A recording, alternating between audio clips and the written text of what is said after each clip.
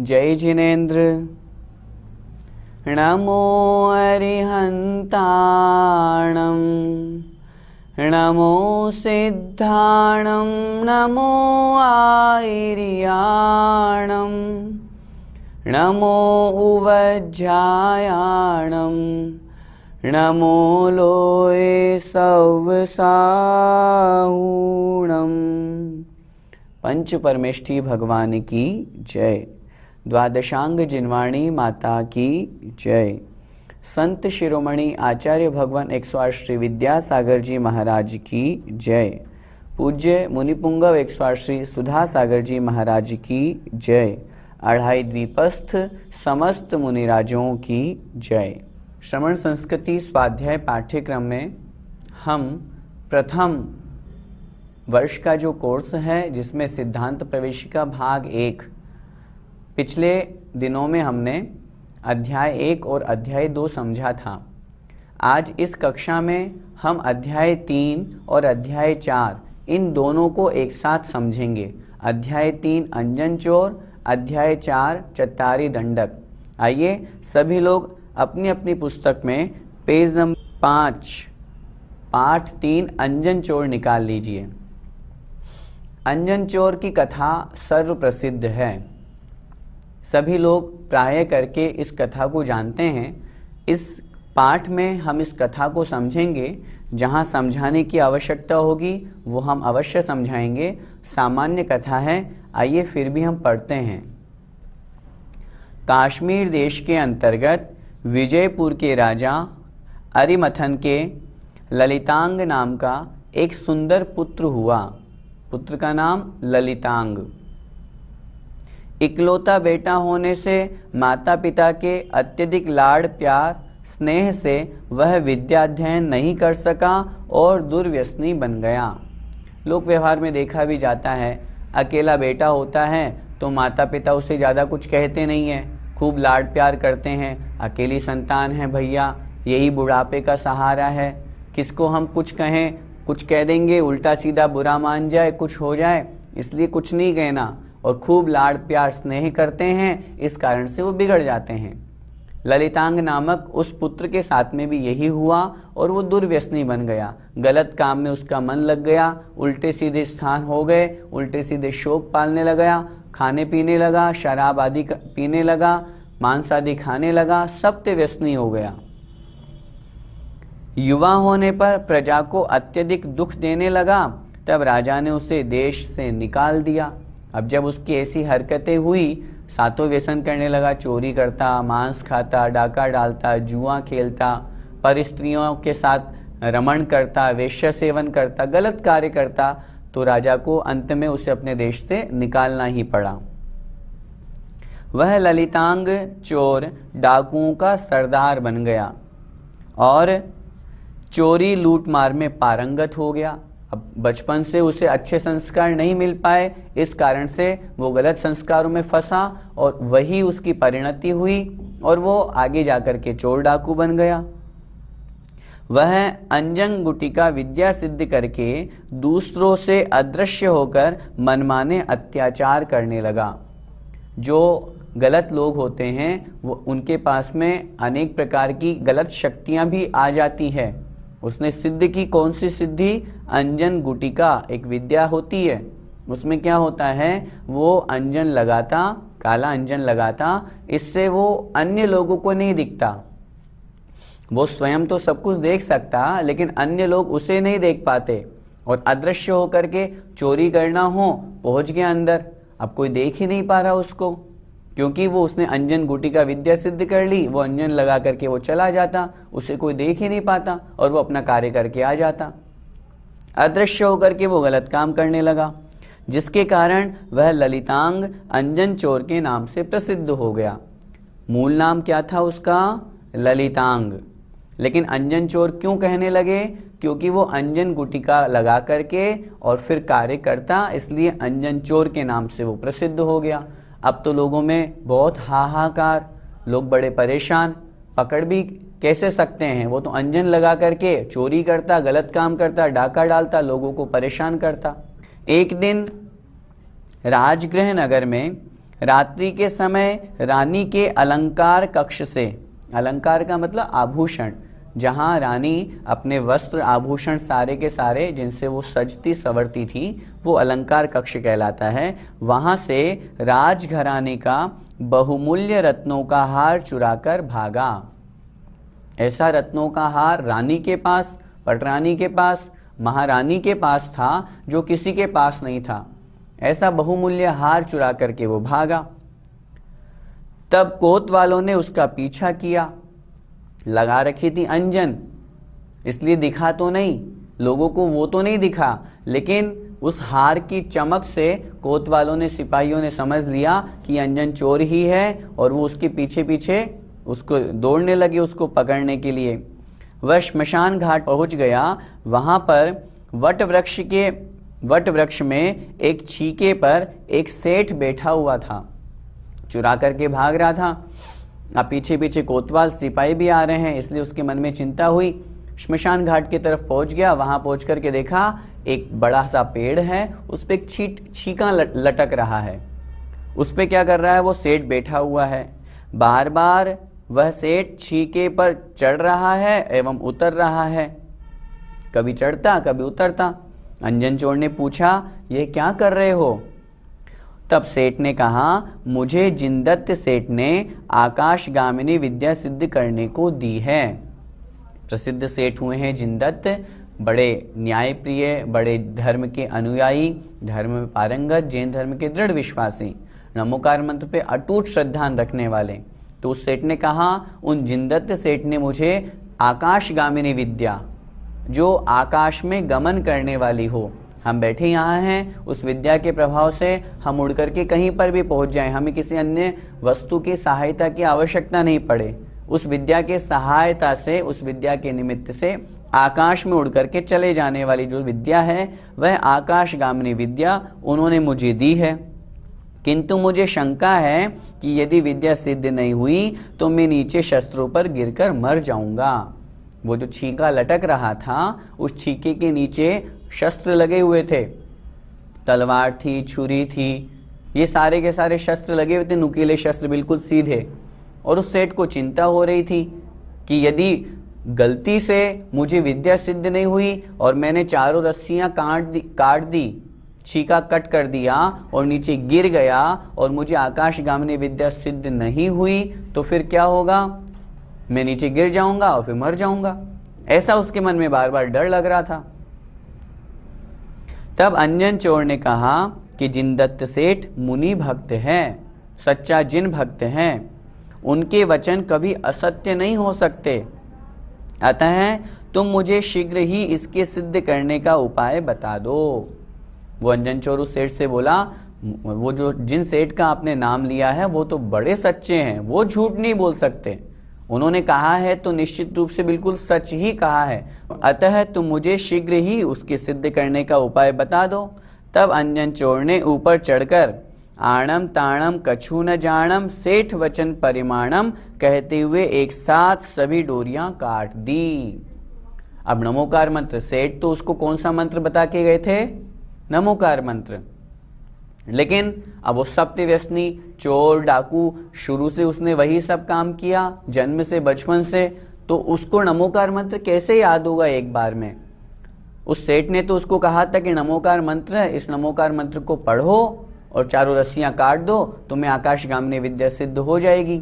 लेकिन नमोकार मंत्र तो उसे याद नहीं हुआ और बोला आणम ताणम कछु न जानम सेठ वचन परिमाणम, इस तरह से बोल करके आणम नमोरियंताणम नमो सिद्धाणम में लास्ट में अंत में आणम आणम है वो उसे याद रह गया और बस मन में श्रद्धान करके विश्वास करके कि नहीं जो सेठ ने कहा है वो बिल्कुल सही कहा है, और ऐसा सोच करके आणम ताणम कछु न जानम सेठ वचन परिमाणम, मैं आणम ताणम नमोरियंताणम नहीं जानता, मैं तो सेठ जी के जो वचन है वो मेरे लिए प्रमाण है, मैं वो जानता हूं। और ऐसा बोल करके उसने क्या किया, नीचे गिरते ही वो रस्सियां काट दी और नीचे गिरते ही अंजन चोर को बीच में ही आकाशगामिनी विद्या देवी ने विमान में बैठा दिया। नीचे नहीं गिरा और बीच में ही आकाशगामिनी विद्या उसको सिद्ध हो गई और उस कारण से विमान में बैठ गया। सिद्ध हुई विद्या ने उससे कहा, मुझे आज्ञा दो, बताइए मेरे लिए आदेश कीजिए कि मैं क्या करूं। अंजन चोर ने कहा, मुझे जिनदत्त सेठ के पास ले चलो। क्यों?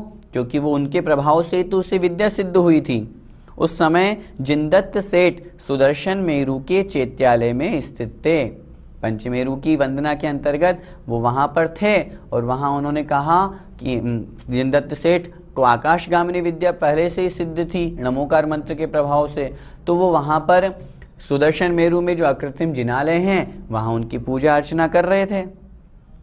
विद्या ने अंजन चोर को ले जाकर सेठ के सामने खड़ा कर दिया और उसके आगे अपना पिछला वृत्तांत कहकर अंजन चोर ने सेठ से कहा कि आपके उपदेश से मुझे जिस प्रकार यह विद्या सिद्ध हुई है उसी प्रकार परलोक की सिद्धि के लिए भी आप मुझे उपदेश दीजिए।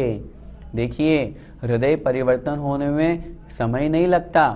कहाँ चोर डाकू, अभी अभी थोड़ी देर पहले जो चोरी करके हार चुरा करके भाग रहा था वही अंजन चोर, नमोकार मंत्र के प्रभाव से उसका हृदय परिवर्तन हुआ, उसे विद्या सिद्ध हो गई।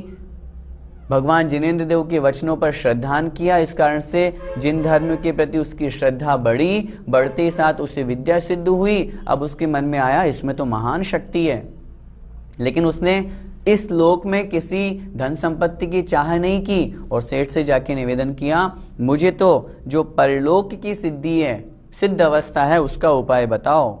तदनंतर चारण रिद्धिधारी मुनि महाराज से दीक्षा लेकर उसने कैलाश पर्वत पर तप किया और केवल ज्ञान प्राप्त कर वहीं से मोक्ष प्राप्त कर लिया। देखिए कितनी बड़ी बात है।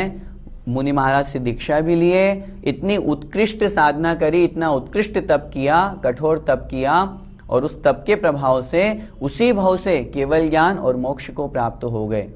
इस अंजन चोर की कहानी में अपन ने बहुत अच्छी तरह से जो शिक्षा हमें ग्रहण करनी है वो ग्रहण करनी है अंजन चोर की जैसे दृढ़ श्रद्धा, विश्वास। जिस प्रकार अटल विश्वास उस अंजन चोर में था, उसी तरह का अटल विश्वास हमारे अंदर होना चाहिए। हकीकत पूछो तो आज हमारे अंदर विश्वास की कमी है। नमोकार मंत्र जैसा महामंत्र हम लोगों को प्राप्त हुआ है, जिससे अनेकों अनेकों भव्य जीवों ने अपना कल्याण किया। वीतरागी जिनेंद्र भगवान जैसे महान तीर्थंकर भगवान, महान वीतरागी भगवान हमको प्राप्त हुए हैं उनके निमित्त से अनेकों भव्य जीवों ने अपना कल्याण किया और हम व्यर्थ में ही अन्य मंत्रों में, अन्य कुदेवी देवताओं में, रागी द्वेषी देवी देवताओं में भटक रहे हैं। अरे जो स्वयं संसार में घूम रहे हैं वो हमें क्या संसार से पार निकालेंगे? जो स्वयं दुखी हैं वो हमें क्या सुखी करेंगे? बहुत अच्छी तरह से इस अंजन चोर के पाठ से हमें यह शिक्षा लेनी है, हमें अपने धर्म में दृढ़ विश्वास करना है। अंजन चोर ने कुछ नहीं सोचा, उसने तो बस चारों रस्सियों को एक साथ काट दिया। विश्वास किसके ऊपर था? जिनदत्त सेठ के वचन पर, और वचन क्या थे? नमोकार मंत्र। और विचार करो, उसने तो नमोकार मंत्र भी नहीं बोला, आणम ताणम कछु न जानम ऐसा बोल करके रस्सियां काट दी, लेकिन अंदर दृढ़ विश्वास था। हम और आप तो नमोकार मंत्र पढ़ते हैं, फिर भी आज तक एक भी रस्सी नहीं काटे, एक भी विद्या सिद्ध नहीं हुई। कारण अंदर विश्वास की कमी है। हमें उस विश्वास को जगाना है, उस विश्वास को प्रकट करना है कि नहीं, वास्तव में मुझे और कहीं नहीं जाना, भगवान ही मेरे लिए शरण हैं। वीतरागी जिनेंद्र भगवान और उनके द्वारा उपदेशित जो जिन धर्म हैं, नमोकार मंत्र है, वही मेरे लिए शरण हैं। निःशंकित अंग में सम्यक दर्शन के 8 अंग होते हैं, उसमें सबसे पहला है निःशंकित अंग। उस निःशंकित अंग में अंजन चोर प्रसिद्ध हुए। निःशंकित, शंका नहीं करना, किसी तरह का डाउट नहीं करना। बहुत से लोग कहते हैं, आजकल जो न्यू जनरेशन है, हमारे जैसे युवा साथी, उनके अंदर क्यूरियोसिटी होती है, पूछते हैं, लेकिन पूछने के साथ साथ वो शंका भी करते हैं, आर्ग्यूमेंट करते हैं कि ऐसा क्यों, ऐसा क्यों। विज्ञान के साथ उनका तालमेल बैठालते हैं, लेकिन ये जरूरी नहीं है कि विज्ञान के साथ हमारे धर्म का तालमेल बैठे, क्योंकि विज्ञान तो नई नई खोज करता है। हमारे जिनेंद्र भगवान तो केवल ज्ञानी सर्वज्ञ थे, विज्ञान उनके आगे कहाँ कुछ लगता है। उन्होंने जो उपदेश दिया वही आचार्यों ने शास्त्रों में लिखा और वही हम आपको समझा रहे हैं। यदि हर चीज को हम विज्ञान से टेली करेंगे तो वो नहीं हो पाएगा, क्योंकि विज्ञान हमने और आपने बनाया, हमारा अपना ज्ञान का क्षयोपशम है, कम है। आचार्यों का अधिक था, तीव्र था, इसलिए तो उन्होंने सब कुछ बातें जानी। अब जैसे विज्ञान क्या मानता है, पहले जल में वह भी जीव नहीं मानता था, उसने एक्सपेरिमेंट किया, प्रयोग किया। सबसे पहली बार में उसने बताया कि एक बूंद अनछने पानी में 36,450 जीव होते हैं। वीडियो आई, आप लोग आराम से नेट पे देख सकते हैं। बाद में जब और उस एक्सपेरिमेंट को बढ़ाते गए तो उन्होंने कहा 39,000 कुछ उन्होंने जीव बताए। हम तो पहले से ही कह रहे थे, हमारा जैन धर्म कहता है पानी छान करके पीना चाहिए, अनछने पानी में असंख्यात जीव होते हैं। विज्ञान पहले पेड़ पौधों में जीव नहीं मानता था, अब मानने लगा है। तो मेरा कहने का तात्पर्य है, हम तो कह ही रहे हैं 5 स्थावर होते हैं, एकेंद्रीय जीव होते हैं, पृथ्वी का एक, जल का एक, अग्नि का एक, वायु का एक, वनस्पति का एक। तो विज्ञान पहले नहीं मानता था, अब मानने लगा है, तो हम उसके ऊपर विश्वास क्यों करें? हम तो अपने जिन धर्म पर विश्वास करें। अब जैसे विज्ञान अग्नि में जीव नहीं मानता, लेकिन एक्सपेरिमेंट चल रहा है और हम कह रहे हैं अग्नि में जीव होते हैं, एकेंद्रीय जीव होते हैं। तो मेरा कहने का तात्पर्य है, विज्ञान को अपने धर्म से टेली नहीं करें। हाँ, धर्म में जो लिखा हुआ है हमें उसमें और दृढ़ विश्वास लाना है। तो विज्ञान के बहुत सारे एक्सपेरिमेंट होते हैं, वैज्ञानिक लोग करते हैं, उनको पढ़ें, समझें। कुछ दिनों पहले अखबार में एक मैसेज आया था, एक न्यूज़ आई थी, उसमें लिखा था एक समुद्र में गोताखोर गोता लगा रहे थे, तो वहाँ उनको 7 फुट लंबा और 7 फुट चौड़ा एक जूता मिला। उस जूते को जब वो ऊपर लेकर के आए तो उसका प्रयोग देखा वो कितना पुराना है, तो आज से लगभग कम से कम भी नहीं तो 1,00,000 1,50,000 वर्ष पुराना वह जूता था। अब इसका मतलब उसको कोई म्यूजियम में दिखाने लिए तो कोई रखेगा नहीं, उसको पहनने वाला कोई होगा तभी तो वो था। हम अपनी पूर्व की घटनाएं पढ़ते हैं, शास्त्र पढ़ते हैं, तो हमें मालूम चलता है कि आदिनाथ भगवान की अवगाहना 500 धनुष की थी। धीरे धीरे कालक्रम से वह घटती गई। महावीर भगवान की अवगाहना 7 हाथ की रह गई। लेकिन पहले के समय में इतने बड़े बड़े जीव होते थे, उतने बड़े बड़े उनके घर के दरवाजे, उनके पहनने के साधन, सब कुछ होते थे। तो इसलिए डिस्कवरी चैनल पे बहुत सी चीज़ें ऐसी दिखाई जाती है। तो उनको जान करके हम ये सोचें कि हमारे धर्म में ये सब लिखा हुआ है, उनको समझ करके अपने धर्म में दृढ़ होना चाहिए। धर्म से एक्सपेरिमेंट मत करो, धर्म से कंपैरिजन मत करो कि सूर्य घूमता है कि चंद्रमा पृथ्वी घूमती है। हमारे अनुसार तो पृथ्वी ही स्थिर है, सूर्य ही चक्कर लगाता है। अब अगर हम उसकी कंपैरिजन करेंगे तो भटक जाएंगे। वास्तव में सत्य के प्रयोग में जो किया गया प्रयोग है, प्रयास है, सत्य के प्रयोग में जो किया गया प्रयास है, उसका नाम है विज्ञान। जो सत्य है विज्ञान उसको खोजता है, जो असत्य है वो कुछ नहीं बोल पाता। इसलिए मेरा आप लोगों से बहुत अच्छी तरह से निवेदन है, अंजन चोर की इस कहानी से हमें अपने जीवन को परिवर्तित करना है। धर्म के प्रति दृढ़ विश्वास, आस्था मजबूत रखनी है। ऐसा नहीं कहीं भी गए, कोई भी देवी देवता का मंदिर मिला, सिर झुका दिया। क्यों? वो भगवान है ही नहीं, हम उनको क्यों माने? वो तो हमारी जैसे संसारी हैं, जो वस्त्र पहने हुए हैं, जो शस्त्र अपने हाथ में लिए हुए हैं, जो परिग्रह से युक्त हैं, वो भगवान कैसे हो सकते हैं? वीतरागी जिनेंद्र भगवान ही भगवान हैं, जिन धर्म ही सच्चा धर्म है। अहिंसा ही हमारा परम धर्म है। जिस धर्म में किसी जीव को हिंसा की बात की हो, किसी को मारने काटने की बात की हो, राग द्वेष की बात की हो, वो सच्चा धर्म कैसे हो सकता है? हम परम सौभाग्यशाली हैं, पुण्यशाली हैं कि हमारा जैन धर्म में, जैन कुल में जन्म हुआ। इसलिए उस परम सौभाग्य को और अधिक सौभाग्यशाली बनाने के लिए सच्चे जैन धर्म में विश्वास करें, नमोकार मंत्र में अटल अटूट श्रद्धान रखें। बस मुझे और किसी मंत्र के से मतलब ही नहीं, मेरे लिए तो नमोकार मंत्र सर्वश्रेष्ठ है और हमने अपने जीवन में बहुत बार प्रयोग किया है। कभी भी कोई भी आपत्ति विपत्ति आए, बस अपने इष्ट भगवान को, 2400 भगवान को स्मरण करो, नमोकार मंत्र को स्मरण करो, आपका कार्य बन जाएगा, निश्चित रूप से बनेगा। चाहिए अटल दृढ़ श्रद्धान और विश्वास। यदि विश्वास नहीं होगा तो हमारा काम नहीं बन पाएगा। संसार में, लोक व्यवहार में हम सब पे विश्वास करते हैं, ये हमारे माता, ये हमारे पिता, ये हमारे गुरुजन, विश्वास पे ही गाड़ी चल रही है। और मैं तो कहूँगा पूरा का पूरा जीवन विश्वास पे ही टिका हुआ है। जब हम लोक व्यवहार में उन सब पर विश्वास कर सकते हैं, डॉक्टर्स पर, हम ट्रेन में बैठे हुए हैं, हमें नहीं पता कौन गाड़ी चला रहा है, हम तो जाकर बैठ गए अपनी सीट पर, इस विश्वास के साथ में कि हमें ये अपने गंतव्य स्थान पर पहुंचा देगा। क्या पता वो आगे जाकर के कुछ कर दे तो, एक्सीडेंट हो जाए तो, लेकिन नहीं, विश्वास है हमें। प्लेन में यात्रा करते हैं, चुपचाप बैठ जाते हैं, सीट बेल्ट बांध लेते हैं, जहां प्लेन ले जाएगा हम पहुंच जाएंगे, हमें अपने लक्ष्य तक पहुंचना है। क्या पता बीच में प्लेन क्रैश हो जाए तो, उसको चलाना आता है या नहीं आता पायलट को, हमने ये सब चीजें नहीं देखी, विश्वास के साथ में हम बैठ जाते हैं और वो क्रिया कर लेते हैं। मेरा आपसे निवेदन है, जब लोक व्यवहार में हम इतना बड़ा विश्वास करते हैं तो जो हमें इस भाव में नहीं, अनेकों अनेकों भाव में पुण्य देने वाला है, पाप को समाप्त करने वाला है, हमें परम सुख देने वाला है, ऐसे उस नमोकार मंत्र में हम क्यों अपने विश्वास को डिगाते हैं? क्यों हम अन्य तंत्र मंत्र में फंस जाते हैं? क्यों हम अन्य दूसरी जगह चले जाते हैं? अपने विश्वास को दृढ़ करें, अपने मन को दृढ़ करें। मैं कह रहा हूं, आप नमोकार मंत्र पर विश्वास करो, आपके जीवन में कभी कोई गलत नहीं होगा, कोई दुख नहीं होगा।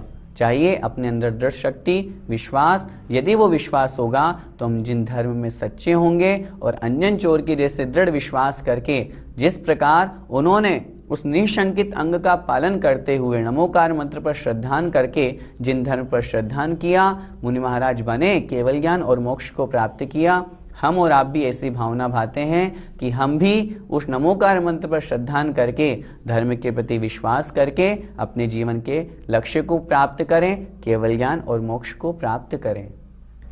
अध्याय 3 में अंजन चोर को समझा, निशंकित अंग को समझा।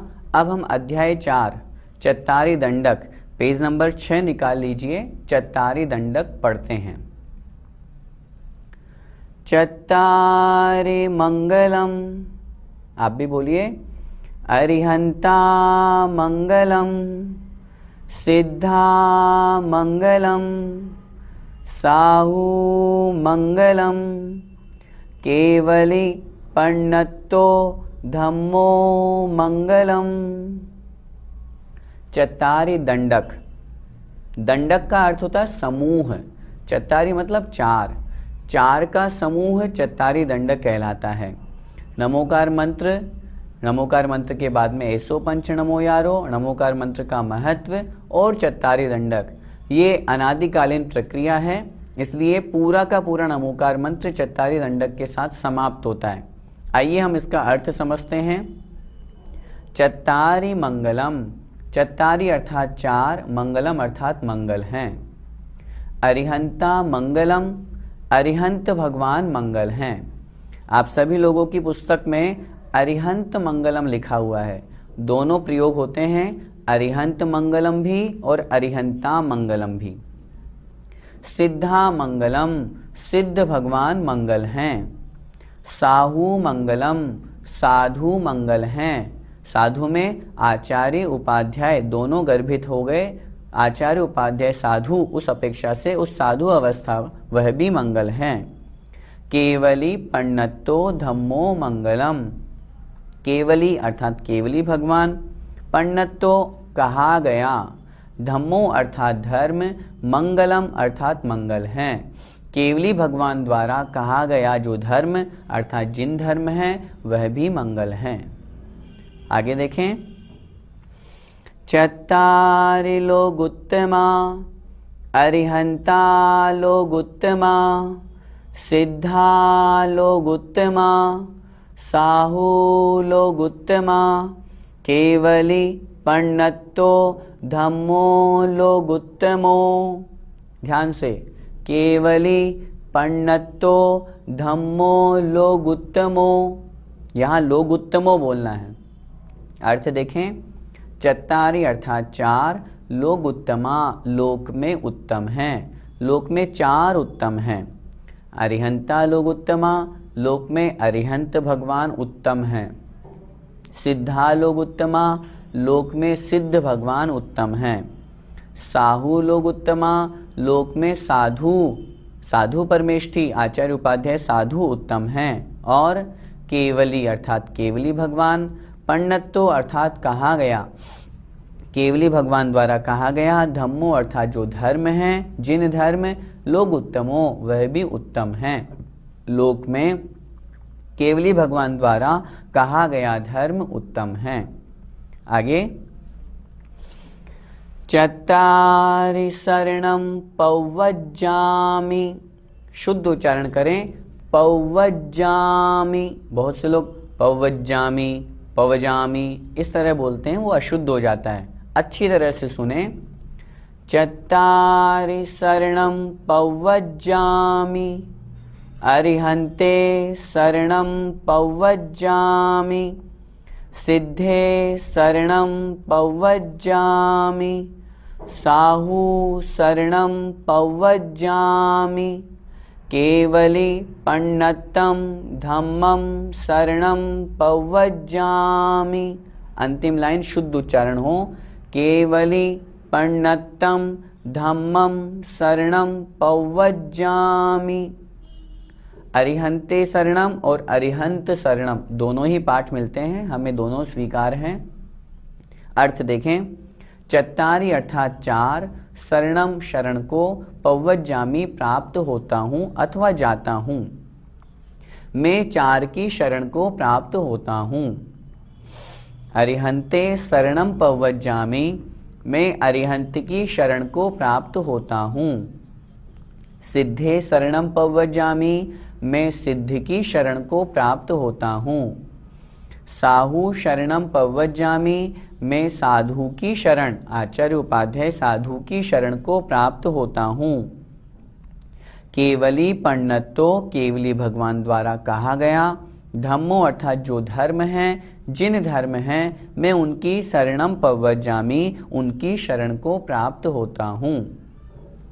चत्तारि दंडक, चार का समूह, चार मंगल, चार उत्तम और चार शरण। इस प्रकार यहाँ पर चत्तारि दंडक के बारे में कथन किया, जो चार का समूह है, हमारे लिए पूजनीय, हमारे लिए वंदनीय, लोक में सर्वश्रेष्ठ, ये चार ही हैं। अरिहंत भगवान, सिद्ध भगवान, साधु और जिन धर्म। इस प्रकार इस पाठ में 4 के समूह को नमस्कार किया है। आइए मंगल किसे कहते हैं, उत्तम किसे कहते हैं और शरण किसे कहते हैं, इसकी परिभाषा देखें अपनी अपनी पुस्तक में। कठिन शब्द जो दिए हुए हैं, चत्तारी अर्थात 4, पण्णत्तो अर्थात कहा गया, लोग उत्तमा लोक में उत्तम, पव्वज्जामि प्राप्त होता हूँ। परिभाषा देखिए, मंगल जो मल अर्थात पापों को गलाए और सच्चा सुख प्रदान करें, उत्पन्न करें, उसे मंगल कहते हैं। मम गालयति इति मंगलम, जो पापों को गलाता है, पापों का नाश करता है। वास्तव में जो पंच परमेष्ठी का, जिन धर्म का नाम स्मरण करता है, वह निश्चित रूप से संसार के पापों से नष्ट हो जाता है। उसके इस भव के नहीं, अनेकों अनेकों भवों के बंधे हुए पाप कर्म क्षण मात्र में क्षय हो जाते हैं, नष्ट हो जाते हैं। साथ में मंगम लाति इति मंगलम, मंग का अर्थ होता है सुख, जो सुख लाता है, सुख प्रदान करता है। हम भगवान का नाम स्मरण करेंगे तो निश्चित रूप से हमें सुख की प्राप्ति होगी। तो जो मन गालियति, पापों को गलाता है, सुख को प्राप्त कराता है, सुख उत्पन्न करता है, उसे मंगल कहते हैं। ये मंगल 4 हैं, अरिहंत, सिद्ध, साधु और जिन धर्म। हमें इनका नाम प्रति समय लेते रहना चाहिए। उत्तम, लोक में जो सर्वश्रेष्ठ, सबसे महान हो, उसे उत्तम कहते हैं। शब्द सामान्य है, सरल है। सर्वोत्कृष्ट, महान, उत्तम, सबसे ऊंचे पद को जो प्राप्त हैं, वे लोक में उत्तम कहलाते हैं। शरण की परिभाषा, जिनका आश्रय लेने से आत्मा की पापों से रक्षा होती है, उसे शरण कहते हैं। शरण अर्थात आश्रय। वास्तव में अरिहंत, सिद्ध, साधु और जिन धर्म, इनकी जब हम शरण को प्राप्त होते हैं, इनका आश्रय लेते हैं, इनके चरण सानिध्य में पहुंचते हैं, तो निश्चित रूप से हमारे पापों से रक्षा होती है, हम पाप से बचते हैं, पुण्य को प्राप्त करते हैं। इसलिए ये 4 ही हमारे लिए शरण हैं। हमने मंगल, उत्तम और शरण, इन तीनों की परिभाषा समझी। तीनों में एक ही बात है, अरिहंत भगवान, सिद्ध भगवान, साधु, आचार्य उपाध्याय साधु और जिन धर्म। वास्तव में देव, शास्त्र, गुरु, सच्चे देव, सच्चे शास्त्र और सच्चे गुरु, ये ही शरण हैं, ये ही मंगल हैं और ये ही सर्वोत्तम हैं। इनके अलावा संसार में और कोई है ही नहीं। हमें अपने विश्वास को, जो हमने पिछले अध्याय में अंजन चोर की कहानी से समझा था, उस विश्वास को दृढ़ करना है। अन्य और किसी की शरण को प्राप्त नहीं होना। हम कहते भी तो हैं दर्शन स्तुति में, अन्यथा शरणम नास्ति त्वमेव शरणम मम तस्मात् कारुण्य भावेन रक्ष रक्ष जिनेश्वर है। हे भगवान, मुझे और अन्य किसी की शरण की आवश्यकता नहीं है, बस आप ही मेरे लिए शरण हैं। इसलिए मुझे शरण दे करके, अपने चरणों में स्थान देकर मेरी रक्षा करो, मेरे ऊपर कृपा करो। इस तरह की भावना हमें भगवान के चरणों में यह मंत्र पाठ, यह चत्तारी दंडक पढ़ते समय रखनी चाहिए। ये ही 4 मंगल और उत्तम होने से इनकी शरण में जाना चाहिए, क्योंकि इनका सहारा लेने से जीवों के पापों का नाश होता है, अर्थात दुखों से छूटकर सच्चे सुख को प्राप्त होते हैं। हम सभी का लक्ष्य सच्चा सुख प्राप्त करना है। उस सच्चे सुख की प्राप्ति के लिए हमें सच्ची शरण को प्राप्त होना चाहिए। यदि मार्ग हमारा सही होगा तो हम सही लक्ष्य पर पहुंचेंगे। लक्ष्य तो हमने बना लिया सही और मार्ग गलत चले गए, दूसरे रास्ते पर फंस गए, तो फिर हम लक्ष्य को प्राप्त नहीं हो पाएंगे।